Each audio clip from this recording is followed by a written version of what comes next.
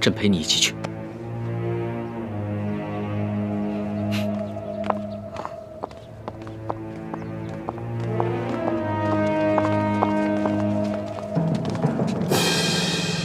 皇上驾到！皇上吉祥。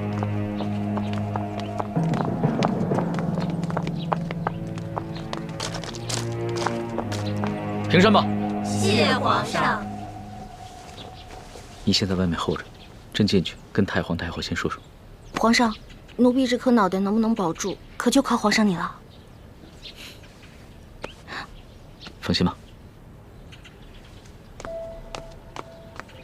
这太皇太后肯定不是个好说话的，万一皇上的面子她也不卖，那我是不是该赶紧脚底抹油溜啊？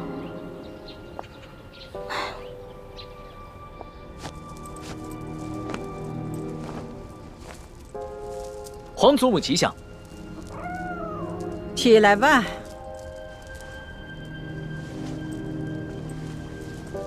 刚刚擒拿了鳌拜，还有许多善后的事情需要做。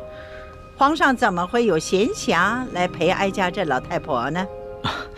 不是，皇祖母一直教诲说，越是处理大事，越要从容。孙儿一直谨记于心呢。幸亏爹和师傅没有先见之明，别的功课都任由我偷懒，却逼着我狠练轻功，关键时刻果然能够救命。可是我千辛万苦才得到的铜匣，还有那么多值钱的珠宝还在永乐斋，这可怎么办啊？哎呦，管他的，也顾不上这些身外之物，先保住小命了结。难怪鳌拜会栽在这个小丫头手里，都这个时候了，她居然一点儿也不慌乱。哎呀，皇上，你亲政了，有许多事情呢可以自己做主张了，也用不着哀家这老太婆唠里唠叨了。皇祖母何出此言啊？孙儿心里极是惶恐，不知孙儿有什么地方做错了，还请皇祖母垂询。得了，去玩去吧啊！你们都退下。下去吧。皇上啊，听说你把李太医和那些工人们都赦免了。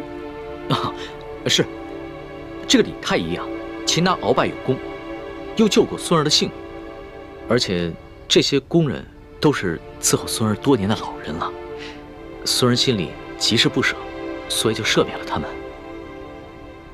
朕少造一些杀念，也是为了皇祖母积福添寿嘛。哎呀，皇上啊，你可是刚刚亲政啊，就如此妇人之仁，以后怎么立威啊？你那个叫什么李义欢，这个小小的答应，他当着众臣的面打了皇上一巴掌，而皇上竟然不仅不惩罚他，反倒给他还特设了一个笔墨诗书的女官员的位置，还给他赐了一个永乐斋。哎，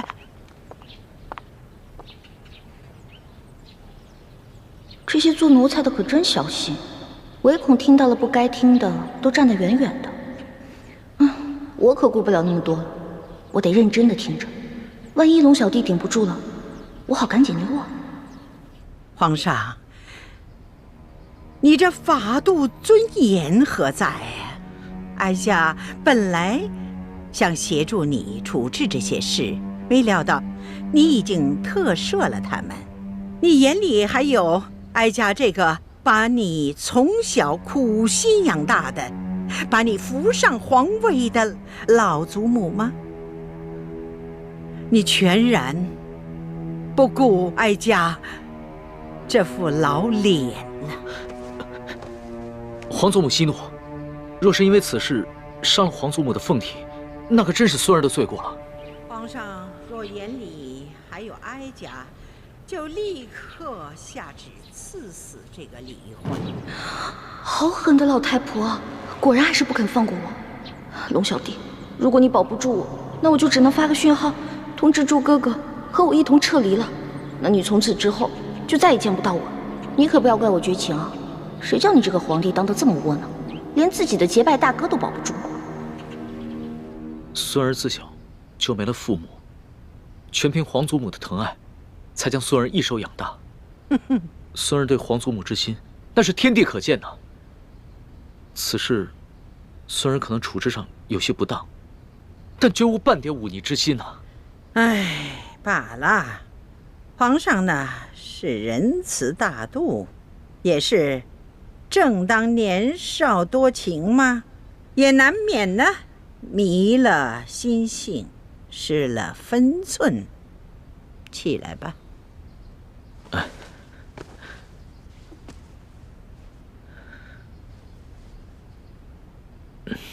皇祖母，您先消消气。这个奕欢呢，是孙儿在出宫微服私访的时候结识的。那个时候，孙儿一时玩性大发，就假冒侍卫龙三的身份和他结了拜，还谎称自己是皇上的替身。没想到他还真信了，所以他后来才打了孙儿一巴掌。其实吧，他不是冒犯龙威，他只是把孙儿当成了他那个假冒皇上的结拜小弟了。他居然不知道你是皇上。是啊，这个奕欢出身草莽，没见过世面，性子又天真烂漫。孙儿也是一时兴起想骗骗他，没想到他还真信了。为了帮孙儿这个所谓的替身对付鳌拜，他还不惜性命与鳌拜那是以死相拼啊！若是宫里的其他人对孙儿不敬，那自然是死不足惜。可是奕欢她只是一个重情重义的傻丫头，又何必与他一般见识呢？哼，原来在你心里，我就是一个傻丫头。你认我做老大，就是为了戏弄我找乐子呢。皇祖母，说实话，这宫里又有哪一个女子肯为了孙儿不惜性命，与鳌拜以死相拼呢？就看在他对孙儿这份难得的情谊上，饶了他吧。皇上，能说一句老实话吗？你是不是真的为这个李奕欢动了心了？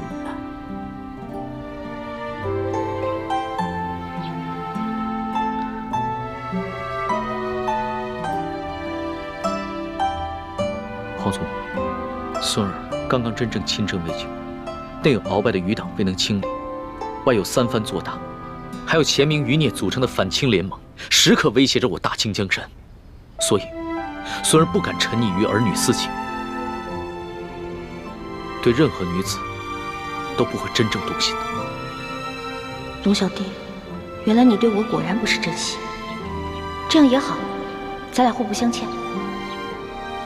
哀家以为这李奕欢是一个狐妹子，让皇上迷失了心性。这样听起来呢，哀家也就放心了。至于这李奕欢是要杀要赦，那就看皇上的了。皇祖母这孙儿还有一事相求。这奕欢呢，他娇俏可爱，天真烂漫，就像一个开心果，所以孙儿想把他接着留在宫里，让他伺候。你怎么又绕回来了？皇上你小小的年龄，承担起大清朝的重任，哀家想想都心疼。皇上什么时候做到不动真情，不误国事，那你就真正的成长了。皇上，你看这后宫有那么多的小丫头，你叫哪个不是非得她这个李奕欢不可吗？她有何等的姿色呀？何等的本事？皇祖母，这奕欢真的是非比寻常的女子，孙儿求皇祖母成全。这个李奕欢是不是在门口候着呢？那就叫他进来吧，让哀家见识见识。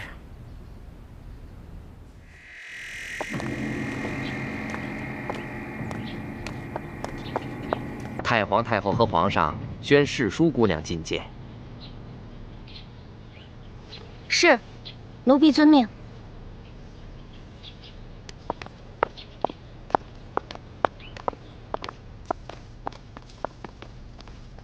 太皇太后，皇上，世淑姑娘觐见。太皇太后吉祥，皇上吉祥。果真是一个灵秀的人儿。你盯着哀家做什么？哦，奴婢只是好奇，原来太皇太后长这么好看呀，慈眉善目的，就跟画里走出来的观音菩萨似的。你不必在这里花言巧语。李欢，你可知罪？奴婢知罪。你知什么罪？讲来给哀家听听。奴婢白长了一双眼睛，没有认出来皇上就是货真价实的真龙天子。奴婢更是长了一个猪脑，居然皇上说什么，奴婢就信什么。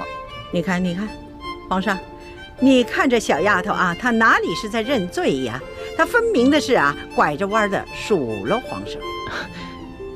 皇祖母，这丫头一向如此，心直口快，不知轻重。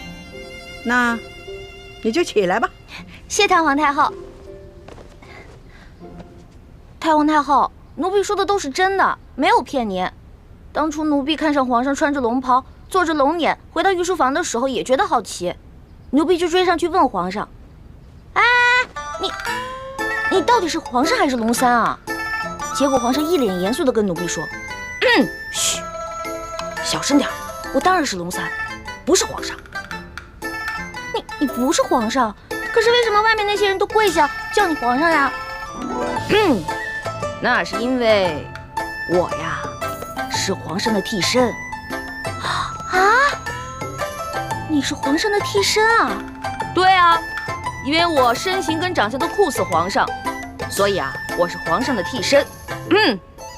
你也知道，咱们大清啊虽然入关数十年了，但是根基未稳，皇上又年少，刚刚亲政嘛，不光这前明余孽，还有很多朝中的大臣都想谋杀皇上，所以呢，我就当皇上的替身。原来是这样啊，怪不得你会跟我结拜呢。要是皇上的话，怎么能跟我结拜呢？对啊，这回知道了吧？为什么我龙三，你在宫里打听不出来了吧？那是因为我不是一般的侍卫，我呀，只需要在皇上需要我的时候出来露面就行了。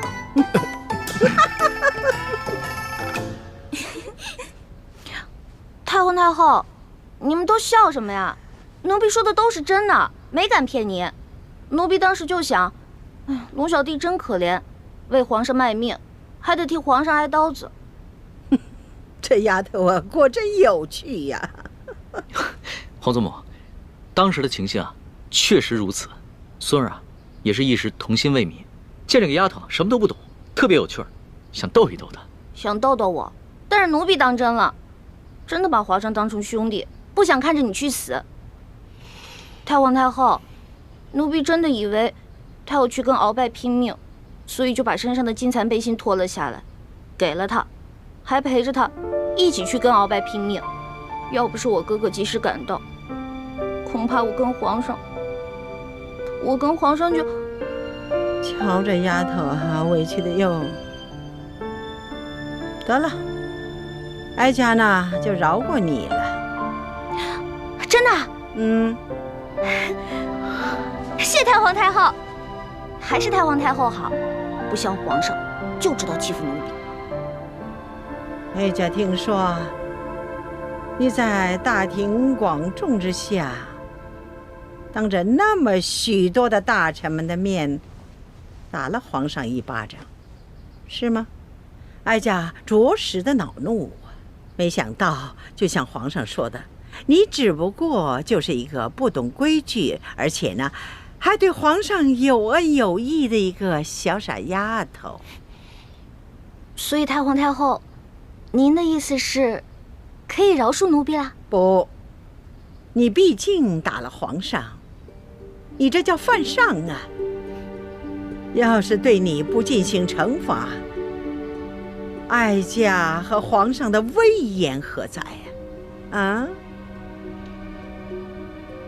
太皇太后，您还要罚奴婢啊？哀家对你呀，是死罪可免，活罪就不能饶啊。这么着吧，你哪只手打了皇上，那就伸出哪只手来，就得挨打50手板。太皇太后，我爹跟师傅从前总打我手板，我都打怕了，能不能换一个不打手板啊？死罪都给你免了，你还在讨价还价呀？不是，奴婢不敢还价，只不过奴婢是用右手打的皇上，可是奴婢这右手受了伤，还缠着绷带呢。太皇太后，您看。是啊，皇祖母，奕欢手上的伤啊，还是为了救孙儿，被鳌拜用匕首给刺的，这伤口又长又深，这血好不容易才止住的，现在还没愈合呢。那就伤好了再打。太皇太后，您就饶了奴婢吧，奴婢知错了，奴婢以后再也不敢了。这样吧，哀家呢再给你一个机会，哀家出3个题目，你要是答对了，就免去这50手板。考试啊？奴婢最怕考试了，能不能不考试啊？你这个小丫头啊，又怕死，又怕挨打，又怕考试，那怎么着？那是挨杀头呢，还是挨打呢？还是应考试呢？那还是应考吧。不过太皇太后，您出的问题会不会根本就没有答案啊？哎呀，哀家怎么用这种方式来对付你这个小丫头啊？哀家出的题目是有答案的。是，太皇太后息怒，是奴婢小心眼了。那请太皇太后出题吧。告诉你小丫头啊，这后宫之主是皇后，就由她来出这3道题。1个时辰之后回来再考你。是，谢太皇太后。我一想到我们身边危机四伏，我就觉得瘆得慌。你别担心，有我在，不会让你有事的。如果真出了什么意外的话，我就算拼了性命，也会保护你的周全。朱哥哥，我不要一个人安全，我要大家都安全。我现在有点后悔了，早知道在明珠谷的时候，我天天跟你们好好用功了，也不至于现在拖你们的后腿。现在知道后悔了吧？不过，这也算是不错的进步了。等完成了剩下的任务，我就陪你回明珠谷，陪你好好的把之前欠下的功课都给重新补上。等你各方面技艺都练到家了，我再陪你来江湖闯荡。哎呀，我只是那么一说而已。你现在让我回去勤学苦练，我觉得我也做不到。现在这屋里只剩下你我2人了，你告诉老夫实话，昨天夜里李太医来行刺老夫，你是不是事先就知道？要不然老夫这屋里传出这么大的动静，外面巡逻的卫队为何会一个都听不见呢？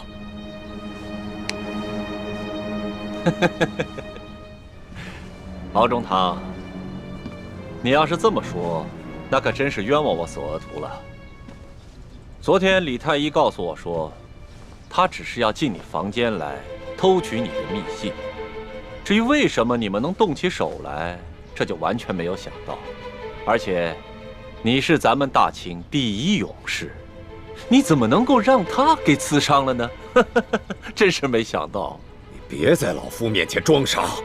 你阿玛索尼虽然生前是我鳌拜的大敌，但若他今天还活着，就眼下这个局势，他定会暂时放弃前嫌，与老夫联手，共同对外。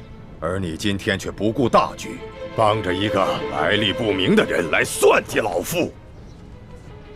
如果你阿玛在天有灵，定不会答应。哼！敖中堂，李太医跟我说了，他是在偷取密信的时候被你发现了，所以才不得不刺伤你，才能顺利的脱身。你我都是明白人，这李太医敢来盗取你的密信，那他一定是在奉命行事。如果我要再继续追问他，那岂不是惹祸上身了吗？你糊涂啊！你可知昨夜老夫已经见到了安插在反清联盟的密探？这个密探亲口告诉老夫，这个李太医和李欢他们兄妹二人就是反清联盟的人。尤其是这个李建清，他的身份更为特殊，他其实就是……哎呀，我不想听，不想听，我不想听你说这些。敖中堂，如果你认为你说的是事实，而且还有真凭实据，那你尽可以写一封给皇上的密折。如果你觉得不方便见皇上，你交给我，我替你转呈给皇上。索额图啊，索额图！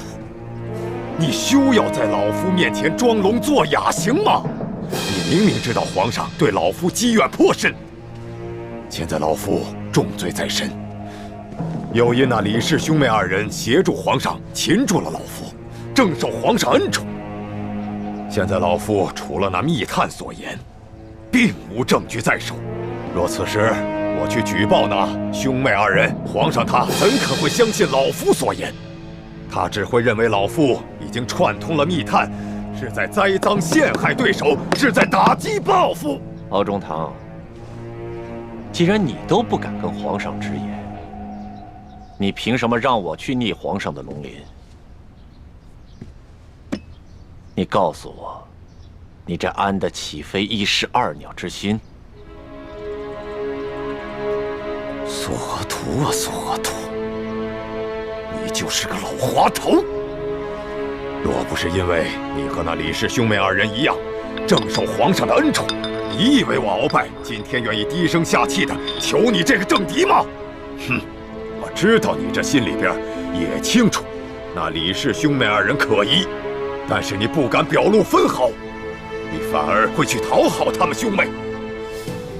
现在老夫把他们兄妹二人的身份信息都告诉了你，你就去查证，然后上报给皇上，这是多么大的一件功劳啊！既然话都说到这儿了，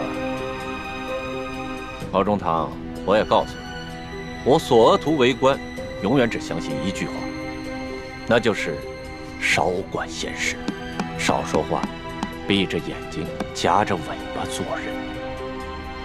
我现在不求有功，但求无过，可以安安稳稳的去伺候皇上。至于别的，我想不了那么多。既然敖中堂身子无碍，那索额图告辞了。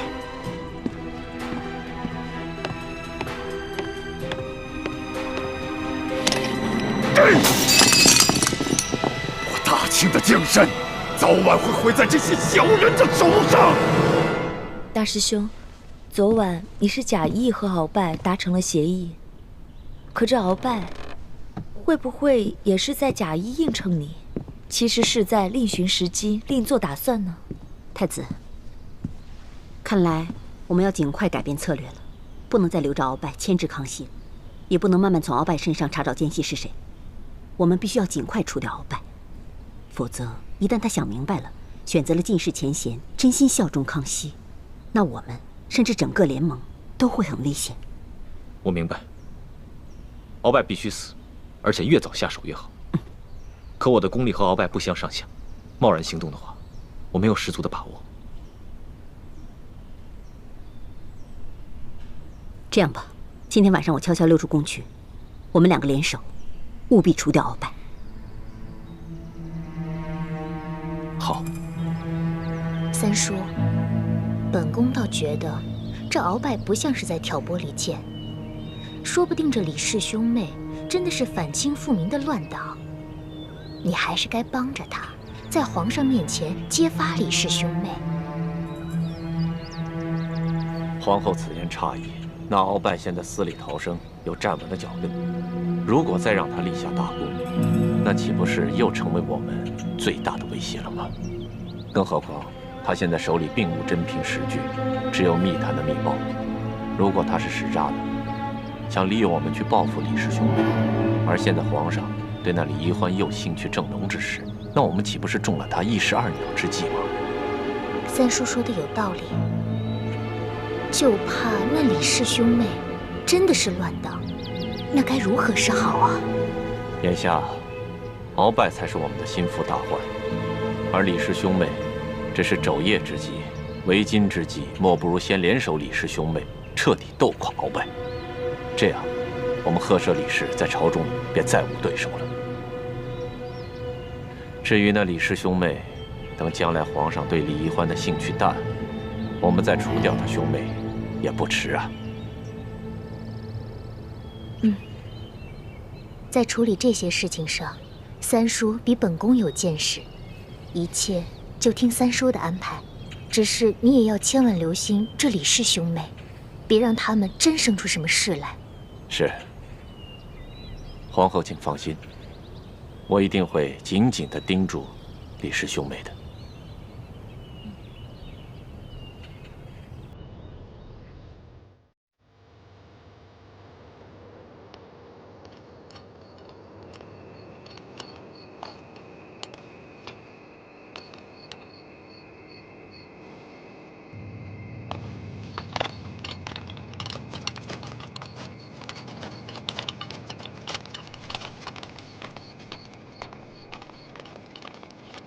怎么这么多守卫？你不是说跟索额图达成默契，把守卫都撤走了吗？索额图是奉旨保护鳌拜，所以面上的功夫还是要做的。只要我们弄出点动静，这些守卫就会配合的为我们引开。欢儿，你去引开卫兵，我和太子去杀鳌拜。知道了，六师傅、朱哥哥，注意安全，小心，小心。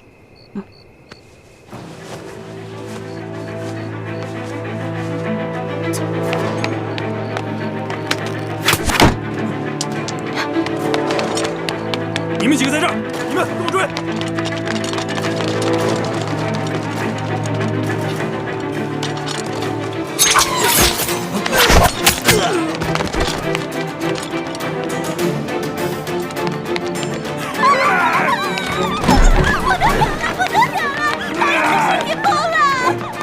哎呀！大胆妖才，给我滚开！老爷，是我呀，老爷！哪里跑！大胆妖才！大胆妖才，滚！干！老夫乃大清第一勇士，敢害老夫，我今天要把你们剁成肉酱！李易欢，你敢骗老夫，我这就送你上西天！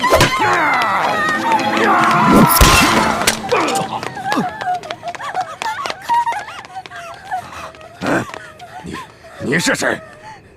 啊，康熙小儿啊，我就知道你要来暗算老夫。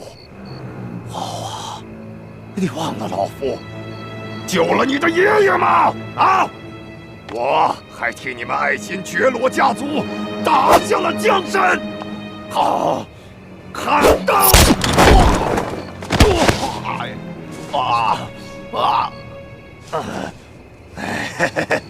康熙小儿，今天老夫要跟你同归于尽！我杀！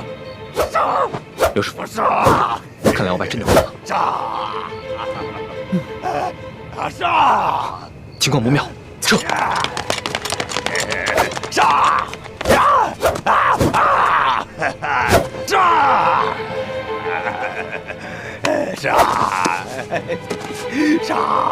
杀！什么？鳌拜疯了？回太皇太后的话，昨天夜里鳌拜突然发了失心疯，杀了几个护卫和他的侍卫，还差一点杀了自己的姬妾。哼，这个鳌拜疯的还真是时候。走，带朕瞧瞧去。孙儿告退。奴才告退。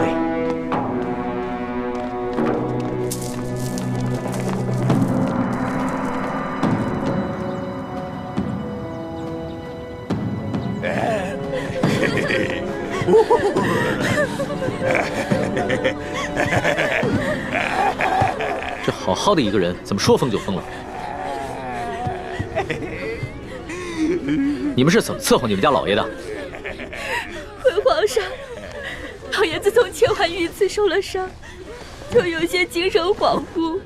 昨儿找了太医院的蔡太医来瞧，说是没有大碍，休养几日便能好。可谁成想，昨日睡到半夜，老爷突然嚷着说心里燥热，在屋里大喊大叫，最后就是心疯了。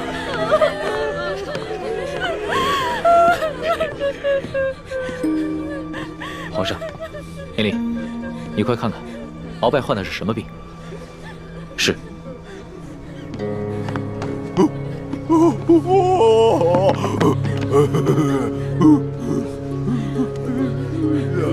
中堂大人，把手给我。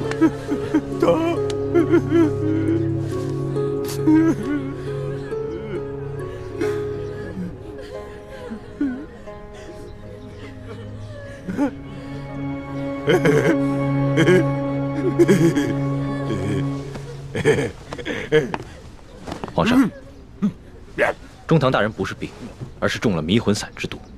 迷魂散？索图，奴才在。这是怎么回事？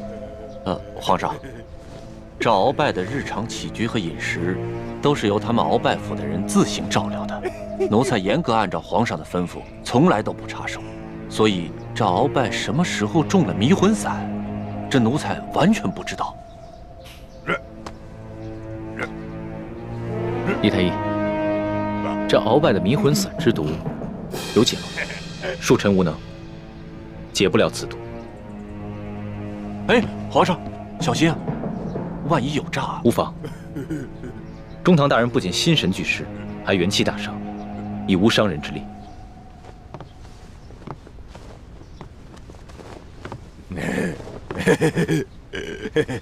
鳌拜，你可还认得朕？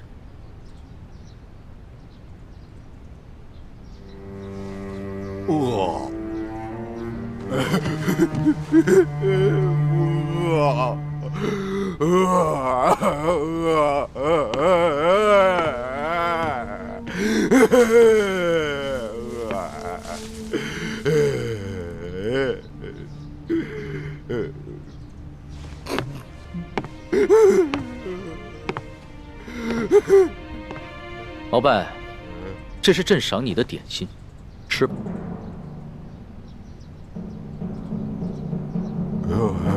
点心？对啊，你不是说你饿了吗？这是朕特意从御膳房里给你带的，快吃吧。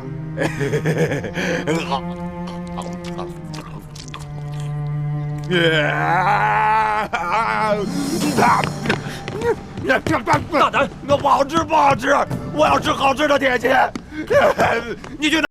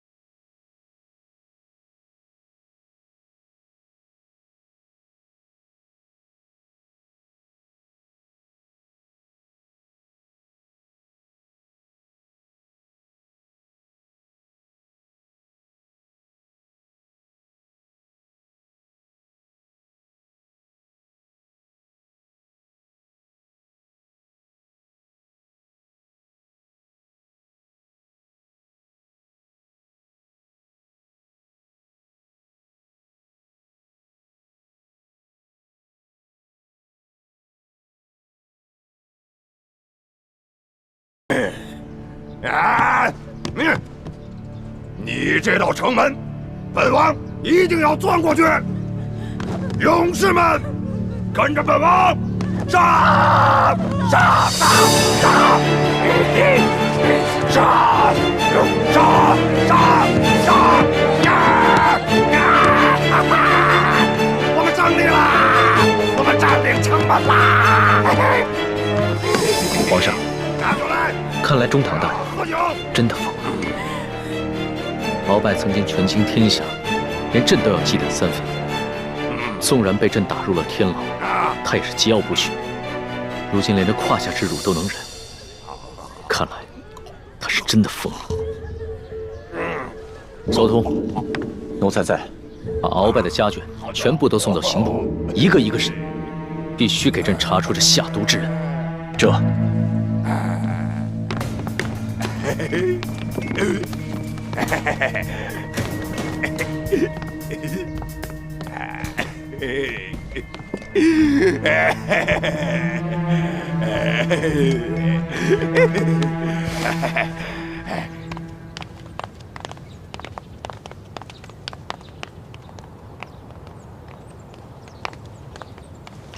李太医，为什么不把鳌拜一下子解决了？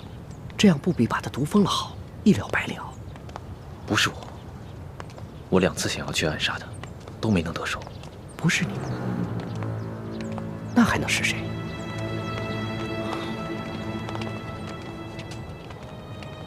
难道会是索额图？这件事情太过蹊跷，以后行事千万要小心，万不可声张。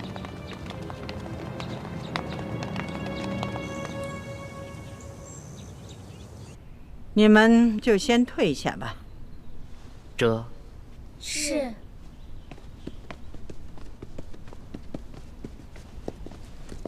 鳌拜居然中了迷魂散之毒，可查出是谁下的毒？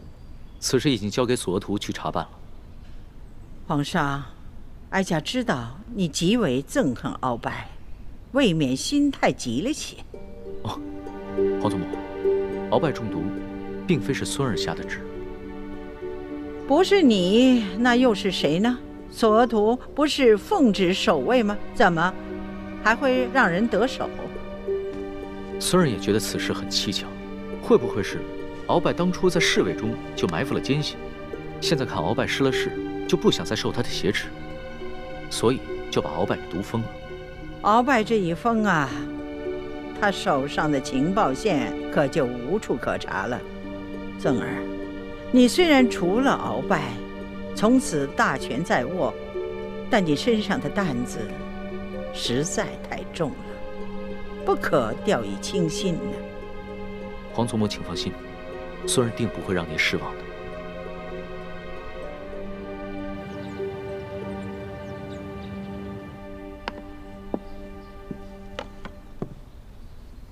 鳌拜已疯，所以咱们和联盟暂时都已经安全了。所以，我们没有必要继续追杀鳌拜，否则反而会引起别人的注意，让康熙怀疑。六师傅说的是，只是鳌拜已疯，我们查找内奸的线索又断了。究竟会是谁下的毒呢？鳌拜被一大堆家眷仆从环绕着，外头又有重兵把守，这个人居然还能有下毒的机会。刑部已经调查好几天了，都没有调查出来鳌拜是怎么中的毒。难道真如李公公所言，是索额图下的毒？因为除了他也没有别人了。如果真的是索额图下的毒，那刑部再怎么查也是不会有结果的。可是索额图为什么要毒疯鳌拜呢？你别忘了，索额图是索尼的儿子，当年索尼和鳌拜同为顾命大臣，二人争权夺利10几年，仇怨极深。但索额图是一个官场老滑头，谨小慎微。他虽然很想除掉鳌拜，但他毕竟身负坚守鳌拜的职责，应该不会为了一己私利而擅自毒害鳌拜。索额图会不会是奉旨下毒呢？龙小弟啊，可是龙小弟为什么会选择这个时候毒疯鳌拜呢？我也不清楚。也许康熙是想告诉天下人，鳌拜这棵大树已经完全倒下了，逼着他的手下另寻出路，这样康熙就有可能接手鳌拜执掌的情报网络了。这个不太可能，康熙城府极深，既然忍气吞声跟鳌拜谈判了，应该不会这么快就改变主意出尔反尔。在这些大事上，还是大师兄分析的透彻。你们说毒疯鳌拜的人，会不会跟调包铜匣的人是一个人？有这个可能，而且这2件事不一定是一个人，有可能是一伙人。不知这伙人是什么来路，不仅对康熙和鳌拜了如指掌，也熟悉我们的状况，甚至还能自由出入这大内深宫和重兵把守的鳌拜府邸。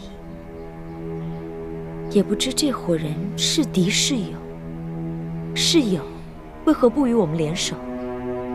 是敌，又为何不向康熙举报我们呢？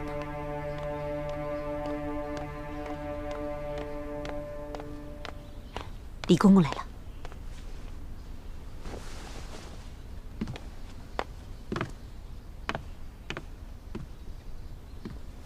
皇上有旨，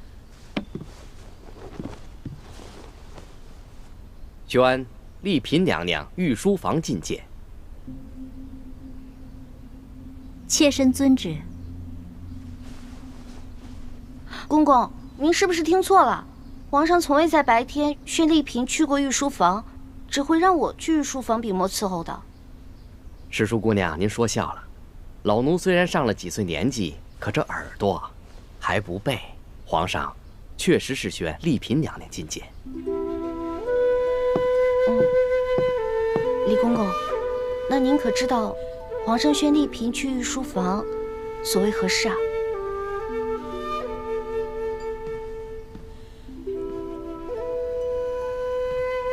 皇上在御书房批阅奏章，突然间脸色大变，拍案而起，然后就在御书房里走来走去，过了好一阵子才平静下来，然后就命奴才来宣丽嫔娘娘。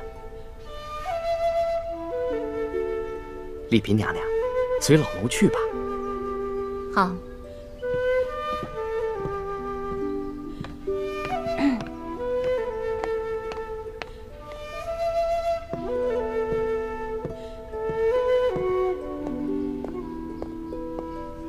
楚可可，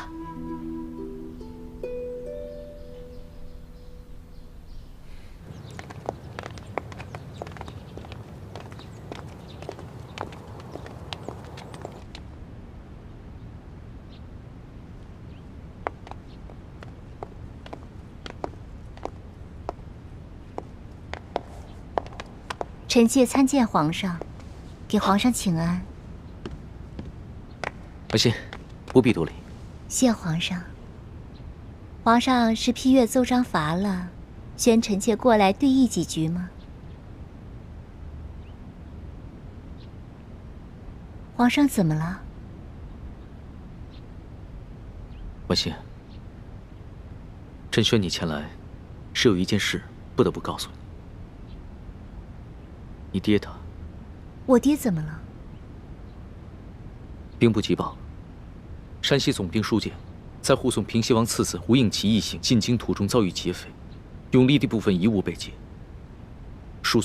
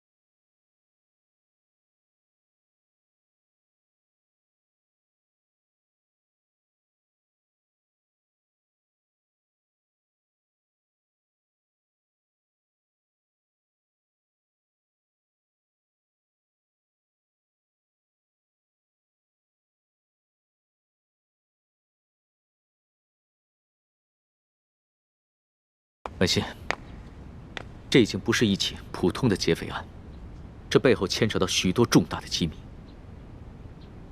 你爹现在还躺在案发地点附近的一个驿馆当中，不能移动。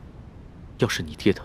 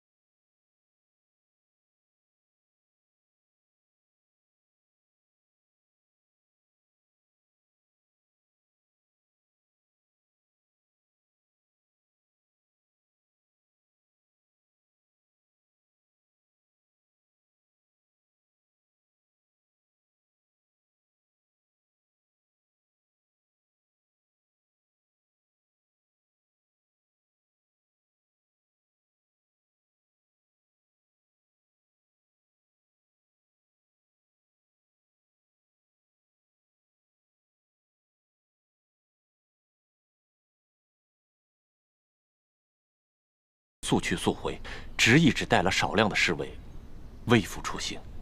可这路上万一出了什么意外，这么重大的责任，奴才可担当不起啊！皇上呢，他是认为，不可能在深宫中能体察民情啊，更不能够去治理天下呀。故此呢，他这次到山西微服私访，处置2桩大事，顺便呢再体察体察民情，哀家也赞同。好在此时鳌拜已经疯了，朝中的重臣们对皇上已经归心了，又有哀家坐镇，皇上呢悄悄出京几日，谅他也不至于闹出什么大乱子来。可是啊，就怕万一走漏风声，有居心叵测、胆大妄为之徒埋伏在出巡的路上，借机行刺皇上，你那可就放心吧，哀家会下一道懿旨，就说皇上啊要陪哀家闭关1个月，诵经礼佛，为我大清祈福。知道皇上出宫离京的也就只有你我这几个人而已，你呢多挑几个得力之人，务必在暗中保护好皇上。若是出了差错，哀家就为你试问。这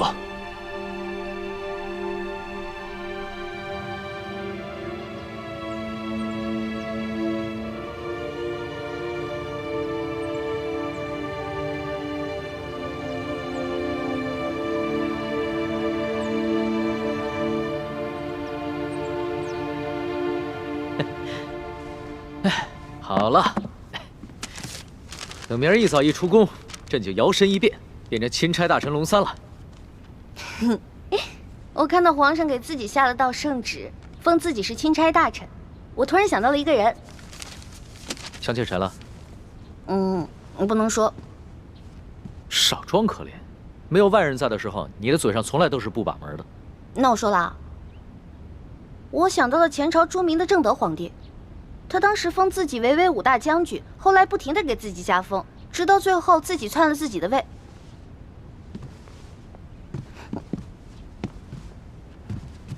你居然拿朕和正德那个昏君比？看，生气了吧？小心眼儿。我只是突然想到了这个典故，就是想在肚子里腹诽一下。本来我不想说的啊，是你让我说的。你看，说完你就生气。正德这个皇帝啊，从来就没有认清身为皇帝的职责，他只是把皇帝当成了一个游戏，而把天下的人都当成游戏的筹码。他是朕的前车之鉴，朕是绝对不会效仿他的。朕写了这道圣旨，只是为了出宫查案方便。是，我的龙小弟是天底下最好的皇上，是个圣人，是个天子。那个正德就是个糊涂虫，他连给我的龙小弟提鞋的份儿都不配，是不是啊？这话听着舒坦。千穿万穿，马屁不穿。哎呀，在这宫里啊，只有你和朕敢这么调笑。本来朕想到书剑命在旦夕，秦要是又不知道被谁给劫走了，朕的心情很是沉重。没想到跟你说笑2句，心情就轻松了下来。好了，有了这道圣旨，又有了这个如朕亲临的金牌，应该足以应付出宫以后的一切状况了。我来帮你保管。那可不行，你连自己都能弄丢了，我可不能把这个圣旨和金牌交给你这大马虎保管。看不起人是不是？在宫里你罩着我，但是出了宫以后，就是我罩着你了。吹，使劲吹啊！大清朝吹牛不上税。给我，给我！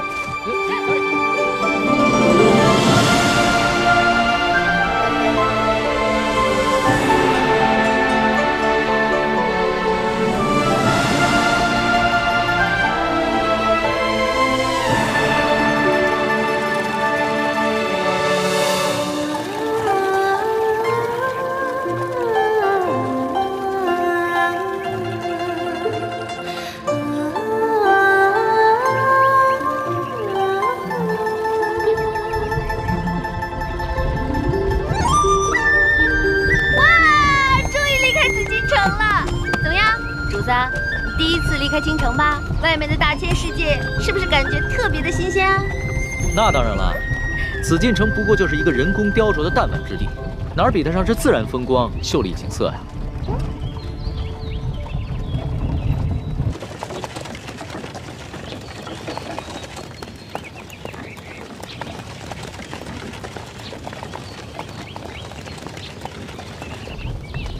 哎，这是什么呀？这个呀，这个是新娘回门，是民间的风俗。现在你知道了吧？外面的大千世界啊，可比你的紫禁城里面有趣多了。真确实是大开眼界了。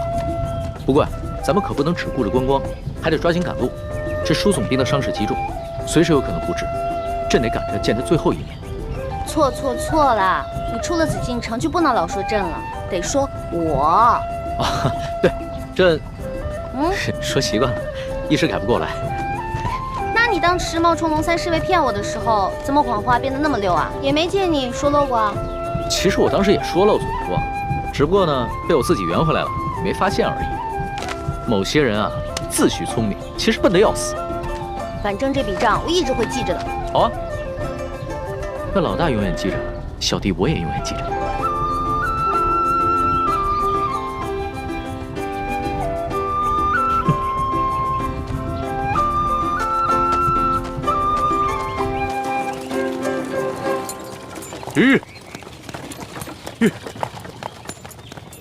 前方路已坍塌，可能需要另辟路径。原来是这样啊！那好，你们2个人分头探查。这。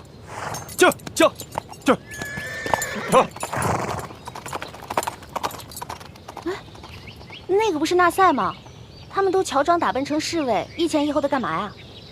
索图啊，精选了30个大内高手在暗中保护我，我不许他们靠得太近，以免引人注意暴露身份。所以啊，就把他们分成了3组，一组在前探路，一组殿后。果然安排的妥当啊。索图以前只是被鳌拜打压得太狠了，所以不得不韬光养晦。其实啊，他还是挺有能力，对朕很忠心的。主子，前行30里非常安全，并无异常。只是前方有一座石桥，数月前被山洪给冲塌了，所以现在我们要绕行100里外的另一座石桥。绕行100里？是啊。既然这石桥是数月前就坍塌了，为何一直没有修复？这个，看这地界，应该还没有出顺天府的管辖区吧？这顺天府尹是干什么吃的？可能他们现在缺乏经费吧？缺乏经费？前阵子就有不少大臣上折子弹劾，说这个顺天府尹甘国泰上个月借着给他老娘过70大寿，光是纯金打造的观音大士像就收了10几尊。现在轮到为百姓铺路修桥，他就没钱了。他少修一座桥不打紧，可所有的行人就必须绕行100里，百姓们的不便，在他眼里就这么微不足道吗？是啊，主子，主子息怒。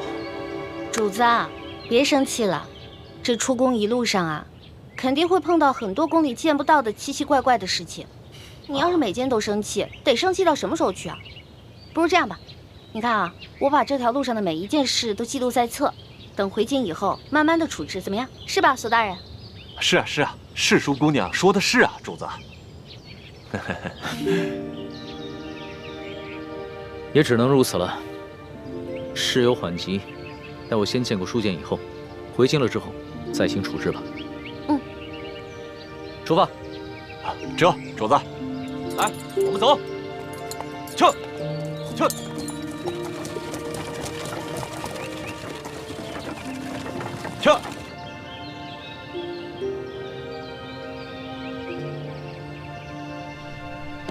六师傅，有什么急事需要现在商量？索图跟李公公服侍康熙小姐去了，很快就回来，我们要抓紧时间了。太子，机会难得，你看我们要不要在半路上把康熙？不行。为什么不行？欢，你别忘了你的身份，我们和康熙是势不两立、不共戴天的仇敌。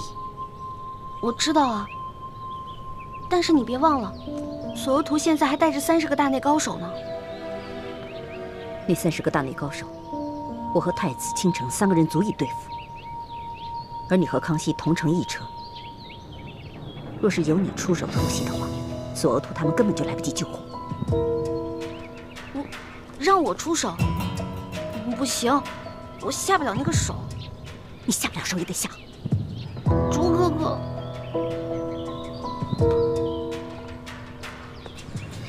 六师傅，康熙暂时还杀不得。为什么？你不是说康熙聪慧博学又很勤政，是我之大敌吗？是。但我们要推翻的是大清朝廷，而不是康熙一人。就算我们把康熙杀了，这清廷也会又换一个爱新觉罗氏的子孙来做皇帝。这天下还是大清的天下，对于我们光复大明的大业，并无实质性的帮助。而且，那样的话，我们的身份就会暴露。此前大家冒着生命危险才打开的局面，就前功尽弃了。但如果我们帮助康熙完成此次微服出巡，我们就可以进一步取得他的信任。到那个时候，我们就有机会在戒备森严的紫禁城里找到铜匣，也就有机会挑起康熙和吴三桂的进一步内斗，让他们两败俱伤。这才是光复我大明的上策。是啊，六师傅，我刚才说的就是这个意思。但是朱哥哥比我说的明白吗？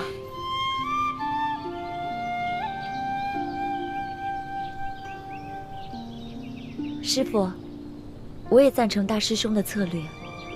只有找到铜匣，取出了宝藏，我们才有实力聚合全天下光复大明的力量，组建一支强大的军队，才能完成大业。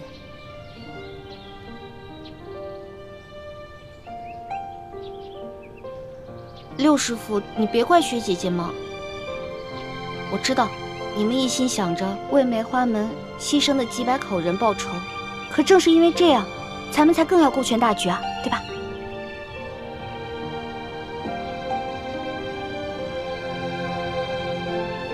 师傅，